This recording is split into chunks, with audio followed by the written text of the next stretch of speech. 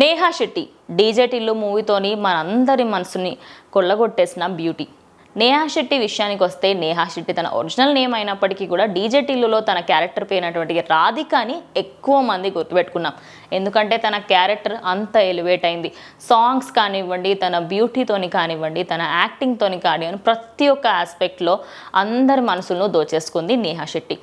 DJ టిల్లులో Siddhu జొన్నలగడ్డతోని కాంబినేషన్లో వాళ్ళిద్దరి combination ఎంత బాగుండింది అంటే, డీజే టిల్లు స్క్వేర్లో కొద్దిసేపు ఆమె కనిపించినప్పటికీ కూడా ఫ్యాన్స్ అందరూ కూడా థియేటర్స్లలో విజిల్స్, చప్పట్లు, అసలు ఆమె ఫ్యాన్ ఫాలోయింగే వేరే ఉంది.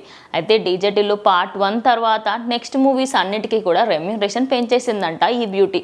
ఎందుకు అనుకుంటున్నారా? ప్రజెంట్ ట్రెండ్కి తగ్గట్టుగా నేను కూడా రెమ్యూనరేషన్ పెంచితేనే నాకు ఆఫర్స్ ఎక్కువ వస్తాయి అనుకున్నట్టుందో ఏమో తెలీదు.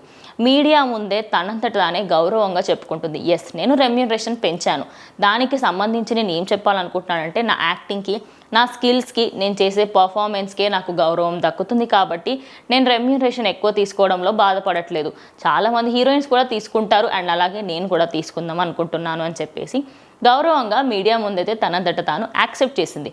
అయితే ఇది విన్నప్పటి నుంచి ఫ్యాన్స్ ఏమంటున్నారంటే, ఏ హీరోయిన్ కూడా ఒక సినిమా హిట్ అయిన తర్వాత రెమ్యూనరేషన్ పెంచకుండా అస్సలు ఉండదు.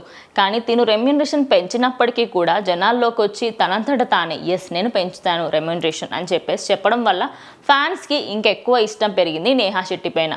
అండ్ దాని తర్వాత డీజే టిల్లు తర్వాత, డీజే టిల్లు స్క్వేర్ కంటే ముందు తను మధ్యలో రూల్స్ రంజన్ మూవీలో సమ్మోహనుడ సాంగ్తోని మనందరినీ మెస్మరైజ్ చేసింది ఈ బ్యూటీ.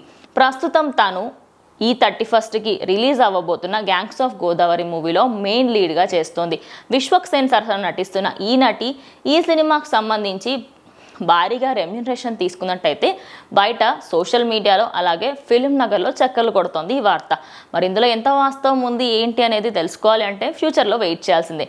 సో మీరెవరెవరైతే గ్యాంగ్స్ ఆఫ్ గోదావరి మూవీ చూడడానికి వెళ్తున్నారో కింద కమెంట్ చేయండి.